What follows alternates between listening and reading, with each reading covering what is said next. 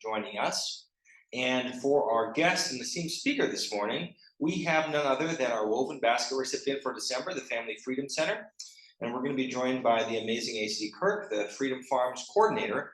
And today we're going to learn about the programs at the Family Freedom Center and the merger between the center and neighborhood youth services continue to provide our Duluth community. We're going to be joined by AC, who will share success stories and plans for the future. The Family Freedom Center seeks to empower the Black community here in the Twin Ports area by reconstructing cultural and socioeconomic narratives and unapologetically embracing what it means to be Black, both historically and in the present day. 4 pillars from the foundation of the Family Freedom Center's work and programs are: 1, develop family self-sufficiency; 2, economic development through micro-business; 3, youth and family education; and 4, examining the intersection of race, poverty, and class. So please join me in welcoming AC and give him a warm UUCD welcome. Thank you so much for joining us this morning. I wrote up a couple of notes last night. I'm just going to go through these for a little while, and if anybody's got any questions when I'm finished, we can go over those. How's that sound? Sounds great. Cool. My name is AC. As he gave me that nice introduction, thank you very much.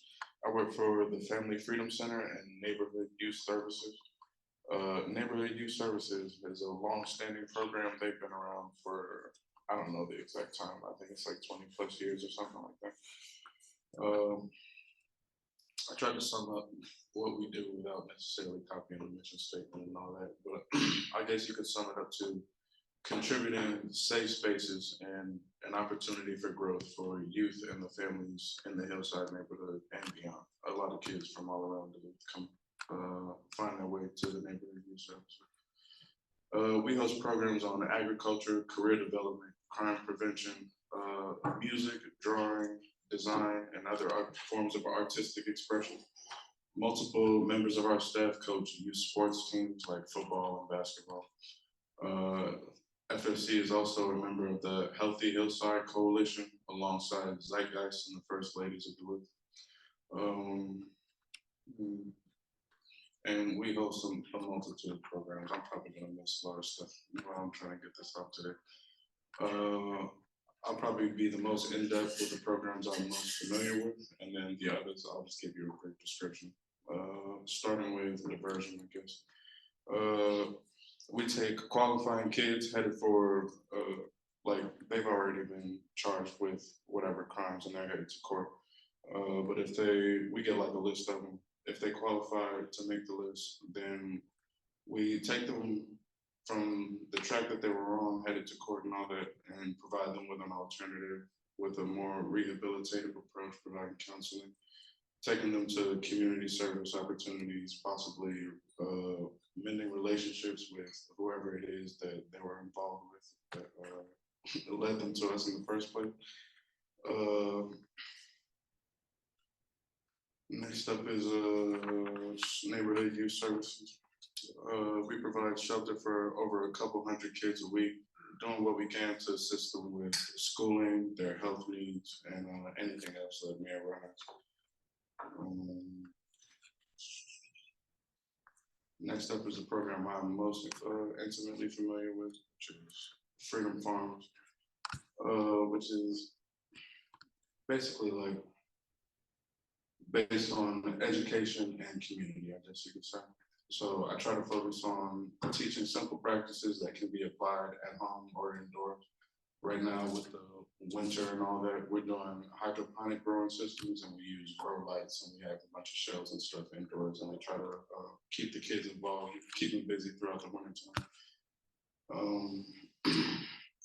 At Freedom Farms, the site is at 500 East 10th Street. We host a bunch of events, casual gatherings, and learning experiences for community members ranging from toddlers to people 70 plus. So we've got our annual Big Ten event. We just started doing National Night Out this last year. We decided we were going to continue doing it. We have local organizations bringing like kids for learning experiences and stuff like that. They visit us throughout the summer, alongside with the diversion program. They come out and do community service hours. So this year they helped us build a fence, pouring concrete and all that other stuff, weeding, watering. We try to give them the groundwork, to make up for some of the stuff that they got into. And then after that, we get into conversation and stuff like that. Try to get to know the kids and all that. Building relationships, I guess, is a big part of it. We try to make it a space that the people in Duluth can get familiar with and get familiar with coming back to and hosting events there. Even if there's nothing going on, we welcome folks to come through as long as they take care of the space program.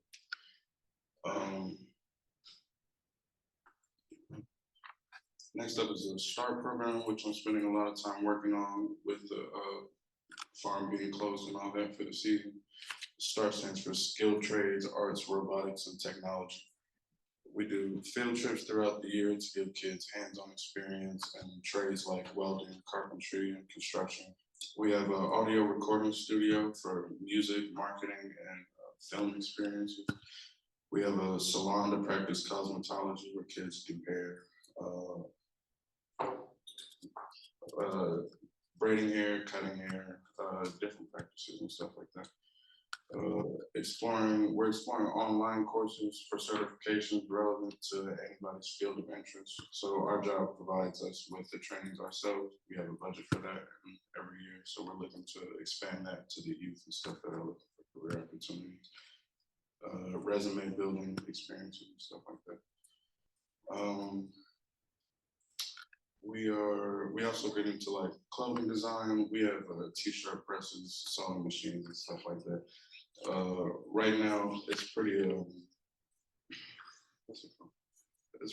minimal, but we would like to get the kids into designing like the stuff that we make for Freedom Farms. We make different clothing for different programs and stuff like that, but we'd like to get the kids entrepreneurship opportunities, making and selling those clothes, distributing and stuff like that.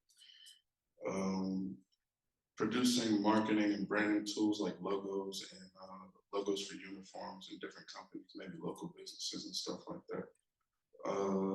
Exploring the mediums of anime and manga. Those are all the rage nowadays with the young. And my brother, he actually runs that program, but he's teaching kids like how to draw and make their own stories. We got a lot of creative kids. And the last one I think I got is startups. Startups is more focused on entrepreneurial development and helping folks start businesses. If you've already got a business, they provide services for anybody interested, whatever they can do to help people further their work experience or build up their services so they can provide more thorough or just more options to make more money and stuff like that. That's all I have. Thank you very much. I appreciate it.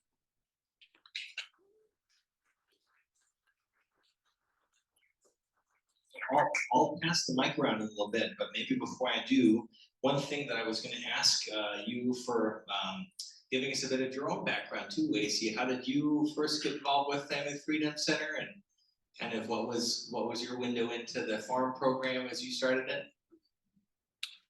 Well, I actually grew up going to the neighborhood youth service. So I think I was born here. I lived here until I was like 10, and I came back when I was maybe 15. And even after that, I still went back to work at the neighborhood youth services. I started working at Family Freedom Center, I think in 2021 or something like that. And initially, like you had mentioned before, the two were separate. And I was just doing what was social media marketing or something like that. But I forget how the opportunity came up, but me and my executive director started talking about, I forgot this is on. We started talking about it, and it seemed like a realistic possibility. So I really pushed hard for it to see if I could get back into the place that I grew up in. I thought it would be cool to be able give it new life with the new ideas and stuff like that the Family Freedom Center had, and see how that would turn out. And so far, it's going okay. I love it. All right, so I'll monitor our online questions, but anyone in person here want to take the next question? Beth, go for it. Make sure to speak loudly so we can all hear you. Yeah, the mic helps.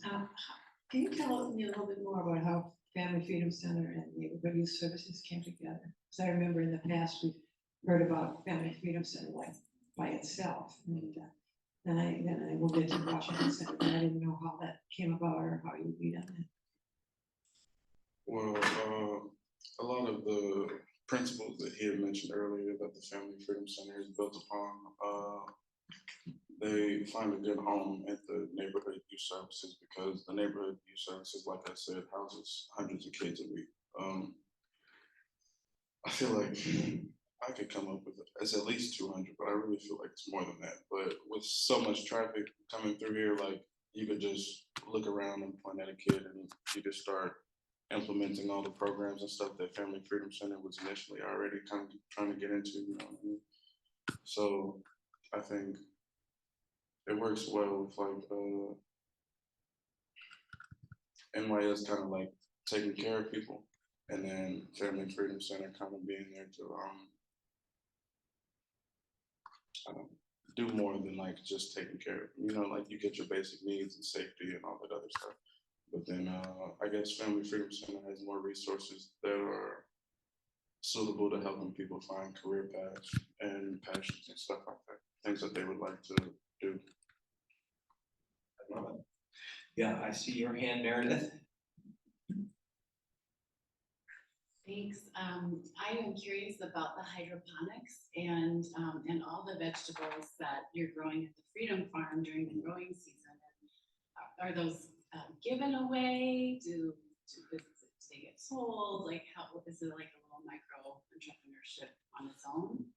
So at the moment, we just give most of the produce away. We use as much of it as we can to feed the kids. We serve them lunches and dinners, lunch throughout the summer and dinners throughout the school year. But if we're not using it for that, then we just try to give it away, bagging it up and setting it on doorsteps and stuff like that. I think, was it 2 summers ago, it was a community garden and it didn't have too much intention. People came and they took what they liked and stuff like that. But when I had started it, I was hoping to do something a little bit more intentional. So I started trying to develop it into an urban farm. So that's kind of the goal now. To produce enough food consistently enough to be able to distribute it to people. But that's kind of a work in progress. I'm still trying to figure out.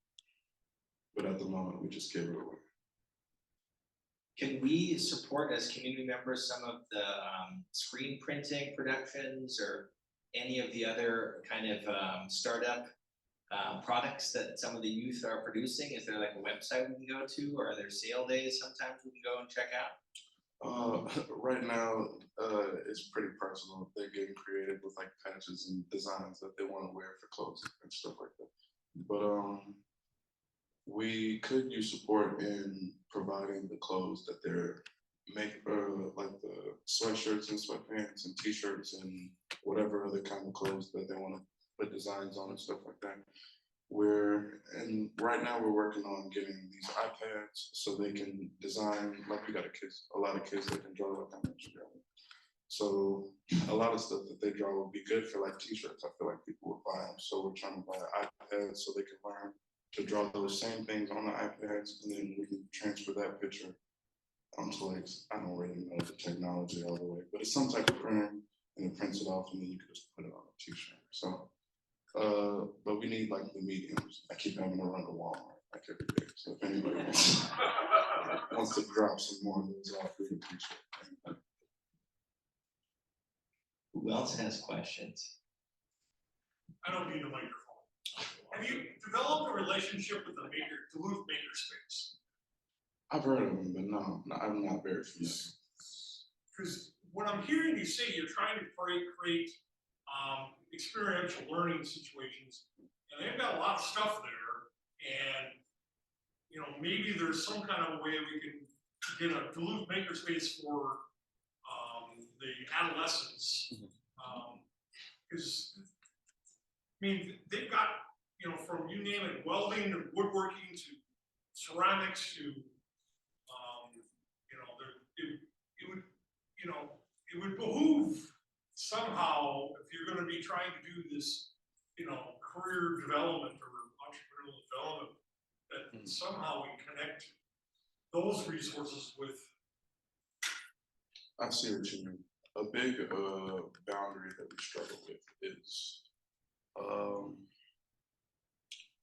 relationship building. So like it's easier to introduce kids into things that I know how to do. But then like once you go beyond that, you start having to introduce them into things that I'm not so familiar with, and maybe getting them familiar with people who are familiar with those things. Then it becomes like it's kind of like a different thing. So like I've thought about maybe taking a group of kids over there before, but then it's like a consistency thing. So then I'd have to keep bringing them back, and then hopefully find like a flexible teacher who's down for the whole relationship development thing.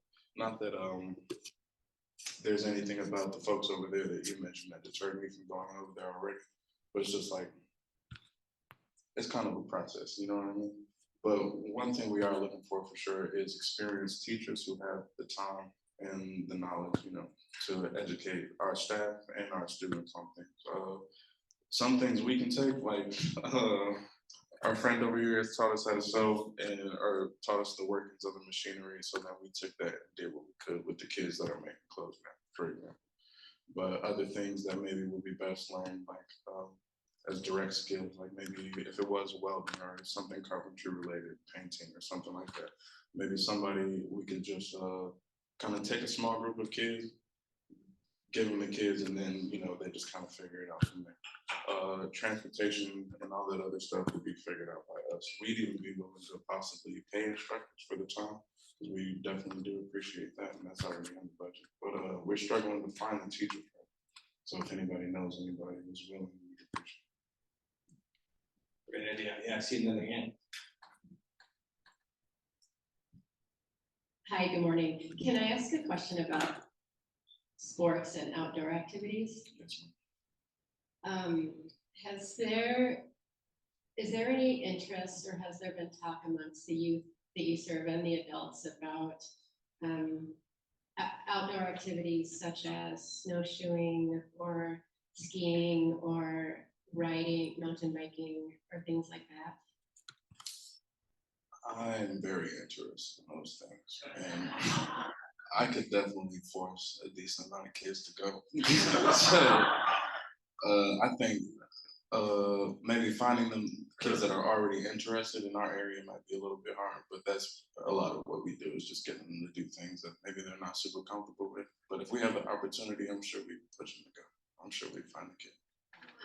Both my husband and I have some background in training / credentialing in coaching, skiing, cross-country skiing, and mountain biking and things like that. And we were actually just talking this morning, not connected to your talk at all, about how BIPOC people of color are not well represented in these sports, in these activities, and wondering if some of it was that they're perceived as white spaces, that there's not that it doesn't feel safe.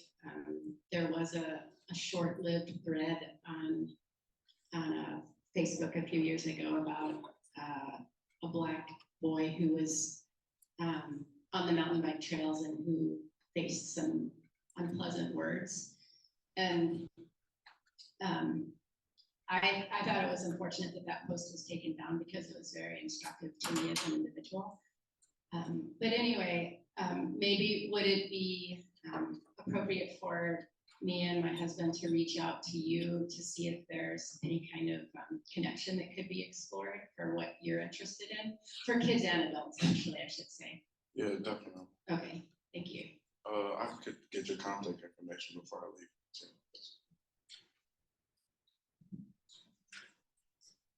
Yeah, go for it, Tom. Well, I've been down to that makerspace, you're on Superior Street, and it's at 3001 Superior Street. And they had lathes and machinery and I wouldn't mind going down there with you and seeing if you could set something up there for a couple kids at a time or something, whatever. And then I introduced kids myself to aviation in another program, another national program, where we take individuals for an airplane ride and pre-flight and show them how airplanes work, and take them up. And they handle the controls in flight, every one of them. And especially the girls. The only people that have declined to fly my airplane are young boys. They'll go for the ride and but that's only been like 3 or 4. And out of, I've flown 600 kids since the program began in '93. And my club has flown over 5,000 kids. You fly those kids around here? Yes, we do. Around here would be, my plane in our club is now in Superior. We were in Duluth years ago. Just got a better deal over there. So we did that. So that's available and that's a one at a time thing. And AC, we can get together on that sometime. And then twice a year we invite the community to come out to that. And so you could bring out more people and get more rides done on a Saturday morning pancake breakfast environment at the airport. That's what's up. So, We definitely be interested. All right, well, we can talk afterwards. For sure. All right, any other connections out there? This is great, let's keep passing the mic. What other questions do people have or ideas? I guess, yeah, I see your hand, Dan.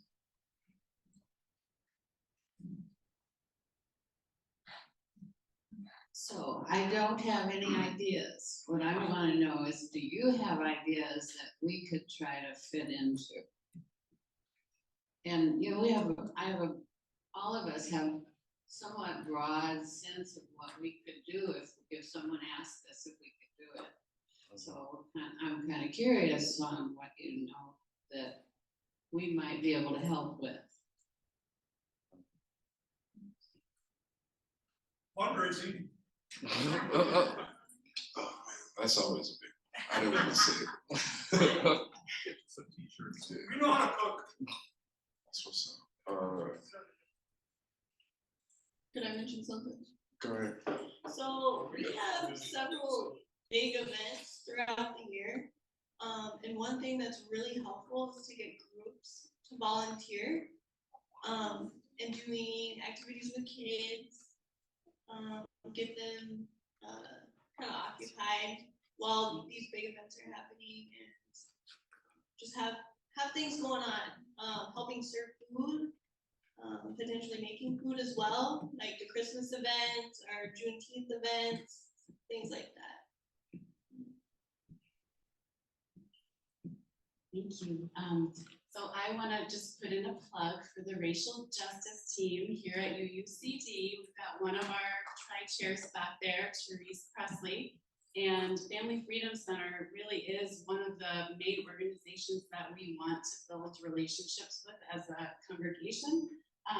And you know, with the volunteer work that Jan has been doing with the sewing, some of the other ideas that have come up from Louise and Tom, this is exactly the kinds of relationships we want to be building. And I'll be heading over to meet with AC's colleague, Shanoa, tomorrow to just talk about what some of the other opportunities are. But I love this, Tori, the idea of volunteering at events. And could you say more about the Christmas event that's coming up or holiday celebration? Yeah, do you know what day it is? I think it's. I don't know what day it is. I'll look it up. Is that like Kwanzaa? No, It's our Christmas event. We'll have it at the center, at the Washington Center. Right now, let's see, we have a big dinner. I think a big dinner. Last year, we had over 500 people attend. And it was mostly just us as staff and our volunteer Miss Kim makes wonderful food. We hand out presents and take pictures and just have a good time. Santa Claus comes, the kids take pictures on time. Yeah.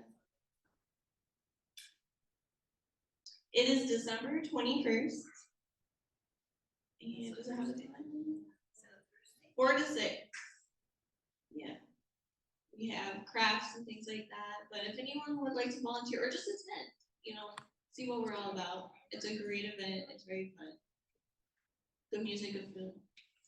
If you go on our website, you should be able to find a volunteer registration form somewhere. Meredith was just on there, she told me, maybe she can help somebody direct themselves on there. But, if anybody else had anything that they wanted to help with, or that any thoughts or ideas or anything, I guess I'll be around talking to a couple folks. If I could get your names and phone numbers and what specifically you were looking to get into, I would appreciate it. I really appreciate getting a chance to talk to everybody here. Thank you very much. Oh, we do too. Are you cool to take 1 or 2 more questions? Yes. Is that all right? And a big plug, Shanks and I actually were at the cookie decorating table last year at the Family Freedom Center Christmas celebration. We loved it. It was a great time. And we would absolutely love to be back. And I love the idea of the Racial Justice Committee helping get a bigger crew from UU for that. So big shout out to that great idea for the event and any of the other ones. I was just gonna say, I can't remember, a year or two ago, Katie Klein arranged for us to help pack. We got a whole bunch of groceries and produce to pack bags and put them on. It was like a big, you know, Zoom thing event. And is that, do you have that kind of a thing going on? That was for the Big Ten Festival. I remember what you're talking about 2 years ago. That's, I don't think we have anything like that going on until next summer. Oh, I remember. Oh, okay. Yeah. I think it was like October or something like that. Maybe it got colder. So just a quick follow-up on that, you said you were gonna be giving presents to the kids. Is that something that people can help with, buying presents to be part of that Santa's program? Yeah, that's for sure. So where would we find out about what's needed? And how Um, would we get them to you? my coworker, Steven, will probably be the guy to talk to. I can give you his contact information. And for a lot of that too, we can coordinate through the Racial Justice Committee, and that way it'll be kind of one central point for UU, if that makes sense. But I like that idea. That's A quick question, you've spoken a lot about the children and the youth. Do you have a finger on the pulse of what the adults are interested in, concerned about, or activities, desires, wishes that the adult segment of folks have? yeah. That is one of our organizational goals for 2024 is to get more invested with families and stuff like that. Right now, a lot of it doesn't really go beyond like basic needs and then entrepreneurial endeavors. So we hear a lot from the folks that have like goals and things that they already have going on, you know, things that they could use help with. But as far as like accessing families that we may not see, or the parents or kids that we don't run into on a regular basis, is still a work in progress. great question. I just wanted to put out to the group that this group that, you know, I'm interested in doing and volunteering at the Christmas event. And I think it would be pretty nice if we came together here as UUs and did it together. If people want to organize something together, I'd love to do that and help. But I know you guys probably are already thinking that. That would be great. If we could organize it in teams and stuff like that, the simpler the better. So if you wouldn't mind, just seeing me if you're not already getting messages from the racial justice team, and we want to make sure to that we can sort of loop everybody in on the communications, and we'll probably put something in the connect too. So thank you for mentioning that. Real quick, before we get out of here, my mother, Deanna Kirk, she runs Annie's House. It's the refuge, Annie's House of Refuge and Restoration. It's a storage for pregnant youth, young pregnant women, pregnant, not teen specifically. I think they're of all ages. Sorry, I'm not too specific. Too sure. Young moms, yes. So they're hosting a sneaker ball. I believe it's a fundraising event on Saturday, December 9th at 6 p.m. at Clyde Ironworks in Duluth, Minnesota. Tickets are $55 per person or $350 for a whole table, which seats 7 people.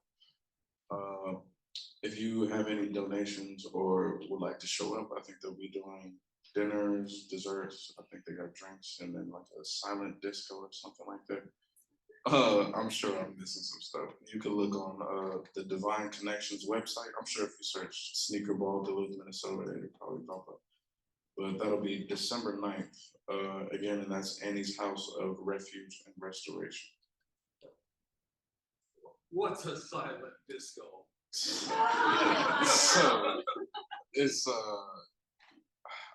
not exactly sure how it works. I think everybody's got Bluetooth headphones, and so everybody puts their headphones on, and then they play the same song in the headphone. Wow. Or different songs. So everyone's dancing to whatever beat. Wow. That would be fun. It's a different time. Any other questions out there? This has been such a great forum. I just wondered, Pez came and talked to us before, is he still in your organization? Oh yeah, he sent me over here. Yeah. Says, hey. You? Okay, I guess. He's come a couple times, we really enjoyed him. No, yeah, he first told me about you guys, I think, it was actually a couple months ago. I was struggling with something, and he said you guys might be able to help me. I never got the chance to reach out though, so I'm glad that I found the camera. But I'll let him know that you said hi. Yeah, and we definitely, when the farming season is up and running again too, not just Christmas time, but I think that'd be another wonderful opportunity for our congregation to show up if there's a big harvest event or something else.